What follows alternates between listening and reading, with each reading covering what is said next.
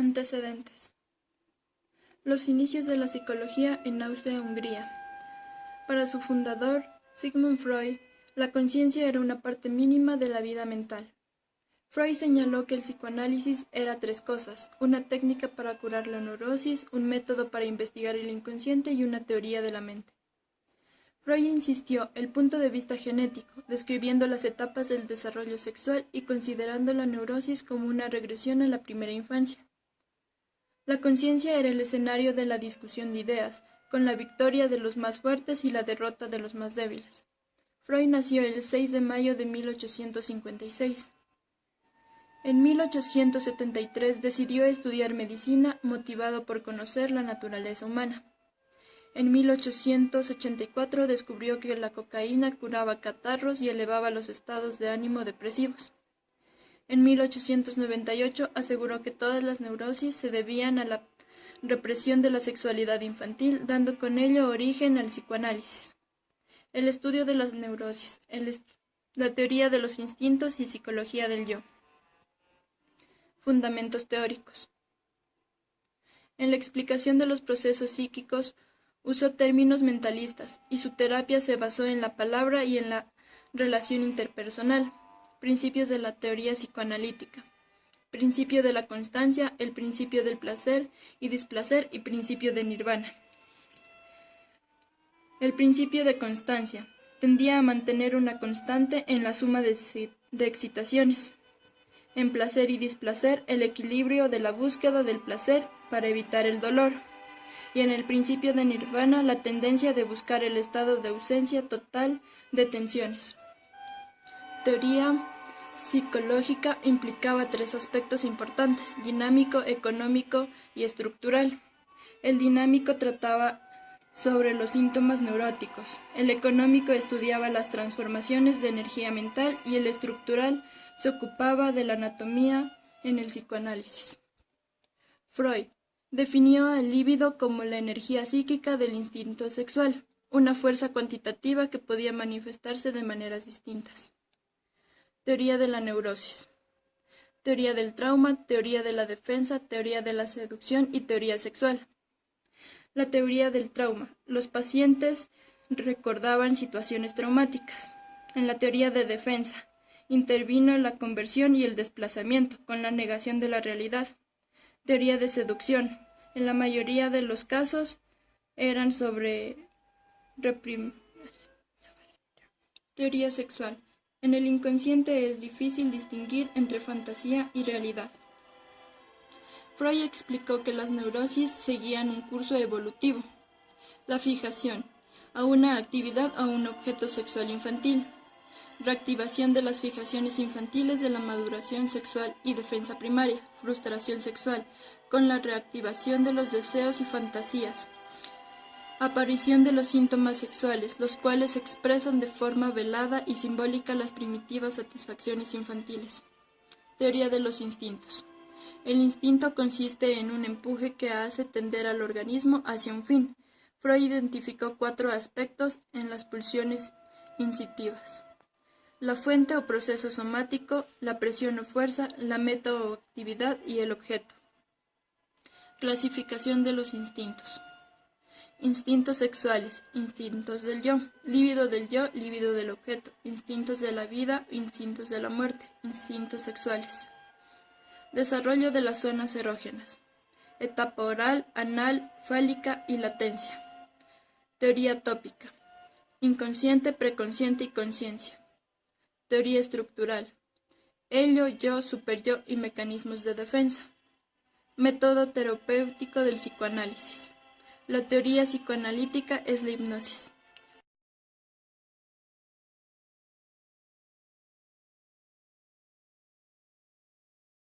El psicoanálisis tiene sus orígenes con Sigmund Freud, quien fue un médico y neurólogo austriaco, considerado como el padre del psicoanálisis. Freud se interesó por una patología muy frecuente en su tiempo, la histeria. Comenzó con técnicas hipnóticas para tratar de aliviar los síntomas de la histeria. Con el tiempo, fue desarrollando su método de psicoterapia. El psicoanálisis es inicialmente un instrumento para tratar personas que padecen esta patología. Si bien sus inicios se aboca exclusivamente a la cura de la parálisis, luego se generalizaría para otros tipos de neurosis, como la paranoia, la neurosis obsesiva o las fobias. En el desarrollo del psicoanálisis, Freud estudió la conducta, las emociones, los pensamientos, las motivaciones, los sueños y la existencia del hombre. Todo esto con el fin de dar una explicación a los trastornos mentales que él atendía. Así fue como más tarde descubrió que el posible origen de dichos trastornos se encontraba en la vida sexual del individuo y que la sexualidad comienza mucho antes de lo que en aquellos momentos se pensaba, en la primera infancia. La afirmación de la existencia de la sexualidad infantil produjo muchas críticas y oponentes a su teoría. De acuerdo a los conceptos de Freud, la psiquis está dividida en tres partes: ello, yo y superyo. El ello es la parte oculta de la personalidad, viene siendo la primera manifestación de la mente humana, es decir, el estado mental del recién nacido. En esta división no son válidas las leyes lógicas, el pensamiento consciente. El ello solo busca la satisfacción de los impulsos orgánicos. No se halla aquí prácticamente noción del tiempo y no hay noción de lo que se está bien o mal. Es una máquina de crear impulsos para su ego. Por otro lado, el yo es lo que está en contacto con la realidad. Viene siendo algo así como la parte consciente del ello, o una parte más exterior, o la que se ha modificado por estar en contacto con la realidad. Existe también lo que se le ha denominado el superyo, que es la parte ética y moral que ha sido creada en el hombre. Esta parte ética y moral se fue formando por enseñanzas de nuestros padres o cuidadores y por las creencias religiosas que nos frenan. El nombre un poco lo dice, es algo más que el yo, es un yo moral o religioso. Es, por decir, lo que está bien a diferencia del ellos.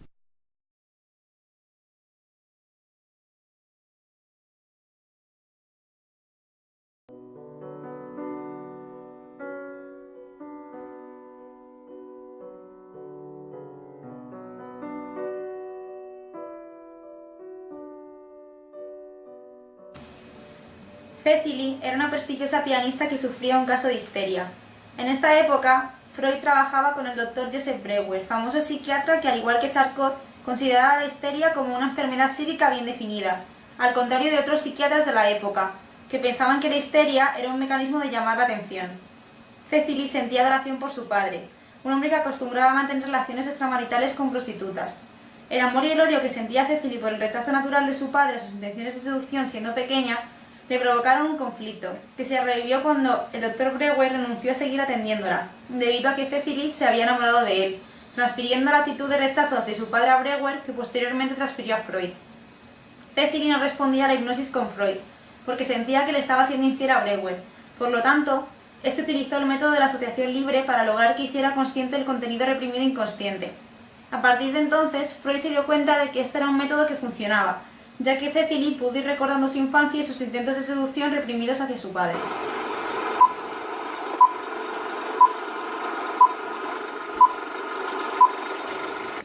Su padre le regaló esa muñeca el 7 de marzo. ¿Fue un día especial? No, no lo creo. Siempre me ha gustado celebrar el día en que me la regaló. ¿Pero no fue un día especial para usted? A ver, el día anterior mi madre se enfadó conmigo, así que mi padre me llevó al ballet. Y cuando acabó me llevó a ver a una de las bailarinas. Olía muy bien y estaba muy maquillada. Así que mi padre dijo que yo también era bailarina.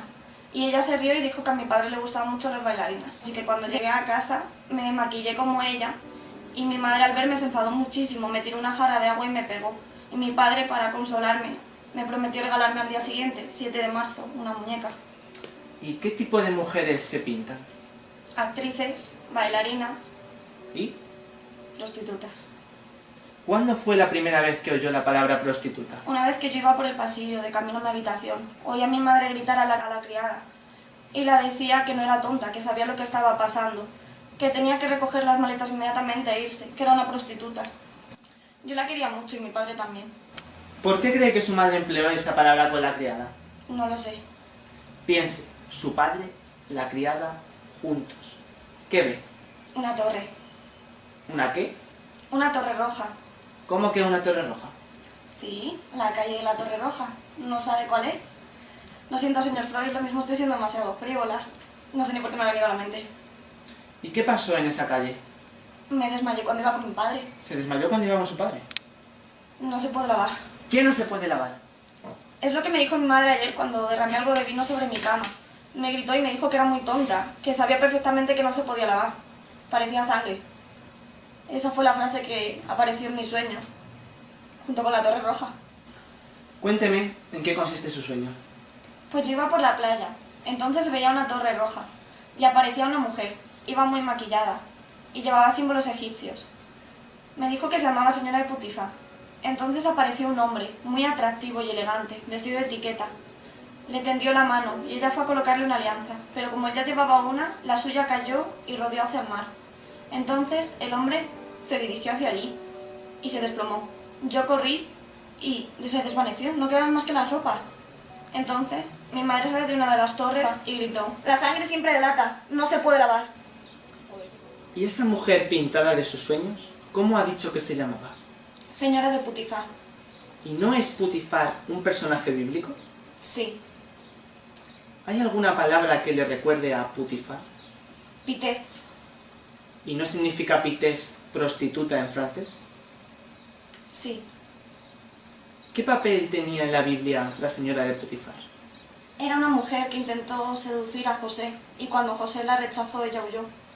¿Y qué más? Se vengó. ¿Y José? ¿Quién es José? ¿Cómo que quién es José? Que se conoce a alguien que se llame José. El doctor Joseph Breuer. Pero el Joseph de su sueño no hizo el amor con la chica pintada. ¿Quién era ella? ¿Conoce usted a alguna chica que se pinte? Era egipcia. ¿Qué le dijo su madre a la egipcia? La sangre siempre delata, no se puede lavar. Justamente lo que su madre le dijo a usted ayer. No se puede lavar. No era... Yo soy la chica pintada. Que fue rechazada por Joseph y por tanto le odia. Yo no le odio. Ahora no puedes reconocerlo, pero sí, le odias y por eso lo mataste en tu sueño. No quiero ser esa persona. Nadie puede soportar enfrentarse a sus propios deseos. Por eso los reprimimos. ¿Se da cuenta de lo que hemos hecho hoy aquí usted y yo? Hemos abierto el camino hacia el inconsciente sin usar la hipnosis. Posibles coincidencias, lapsus verbales, son los indicadores. Su sueño, con su lenguaje simbólico, nos ha permitido saber lo que sentía usted por el doctor Breuer.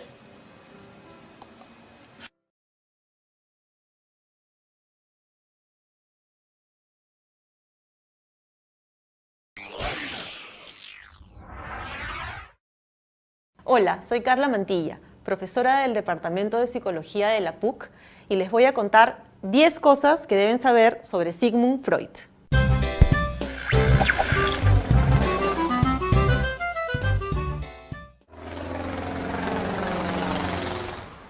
Uno. Sigismund Freud nació el 6 de mayo de 1856 en la región de Moravia, en el Imperio Austrohúngaro, hoy República Checa. Vivió desde los 3 años en Viena y pasó el último año de su vida en Londres, donde murió en 1939. Desde la adolescencia, Freud mostró interés por las humanidades.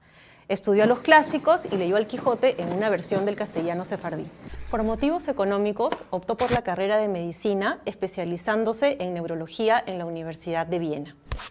Junto con Marx y Nietzsche, Freud es considerado uno de los maestros de la sospecha, aquel que cuestionó la idea moderna de un sujeto que sabe todo de sí y actúa solamente en base a su voluntad y a su razón. 2. Las histéricas sufren de reminiscencias, señaló Freud aludiendo a que los síntomas histéricos eran expresión simbólica de recuerdos que habían sido suprimidos de la conciencia por resultar chocantes para el individuo. El trabajo con la famosa paciente de Joseph Breuer, Anna O, y otros casos que forman parte de los estudios sobre la histeria, publicado en 1895, ilustran el método catártico, una cura del habla basada en fomentar que los pacientes se curen hablando de sus síntomas. La propia Anna O le llamó a este proceso la limpieza de la chimenea. 3. El psicoanálisis, tal como lo conocemos, se inaugura con el abandono de la teoría de la seducción, la cual postulaba que el recuerdo detrás del síntoma histérico correspondía a un evento de abuso sexual. No creo más en mis pacientes neuróticas, dijo Freud para afirmar que tales recuerdos eran más bien deseos y fantasías inconscientes de las pacientes. Para la mente, desde aquí no equiparable a la vida consciente, un deseo o fantasía tiene el mismo estatuto de realidad que un evento o hecho objetivo. Uno es su mente. Uno enferma por aquello que en su mente sucede.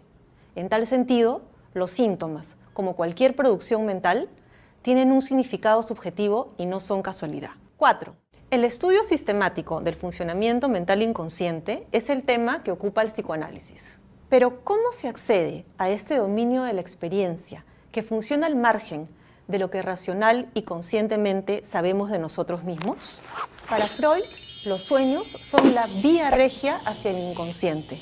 Ellos expresan de manera deformada o disfrazada nuestros deseos más ocultos y profundos. Así como en los sueños, en el chiste y en los lapsus se revelan contenidos de nuestra vida mental inconsciente. Por ejemplo, juro por Dios y por la plata es un lapsus revelador de intenciones no tan desinteresadas detrás del juramento por servir a la patria. 5. El método psicoanalítico busca aliviar el sufrimiento psicológico investigando la vida mental inconsciente.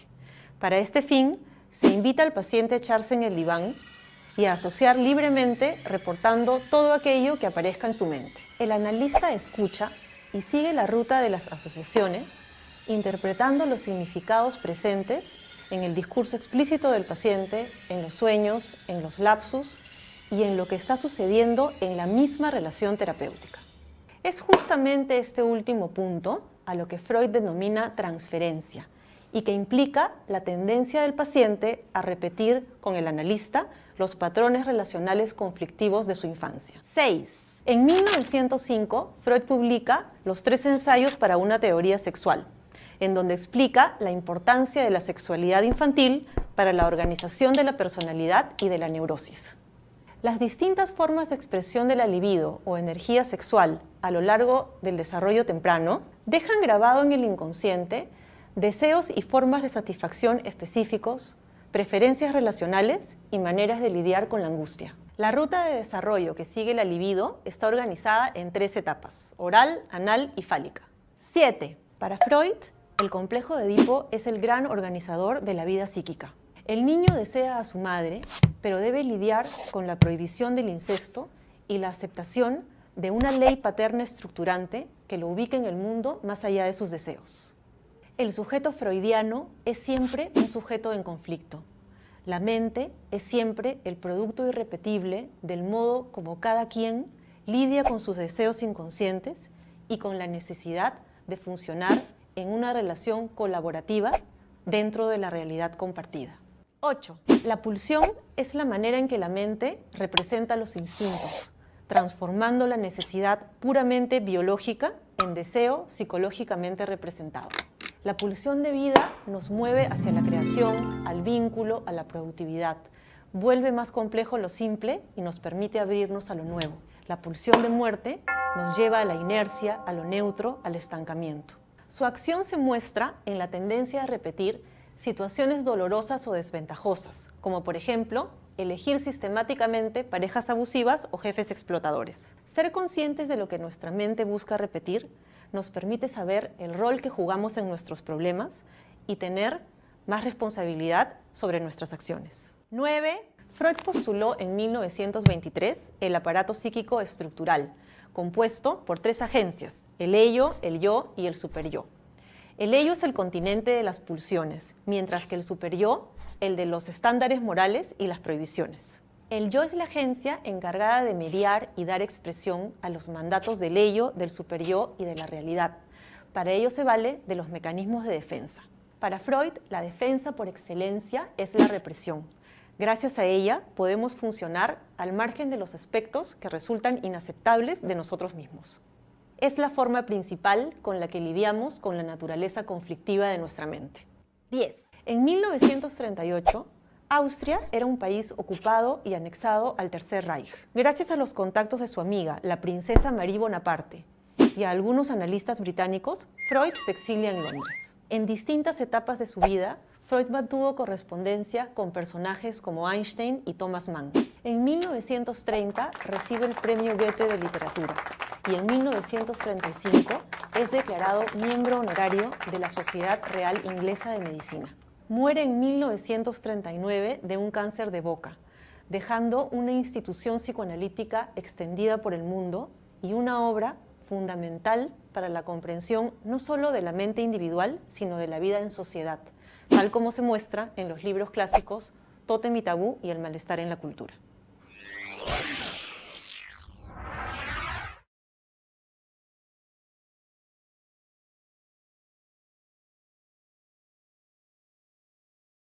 Sigmund Freud fue sin duda una de las personas más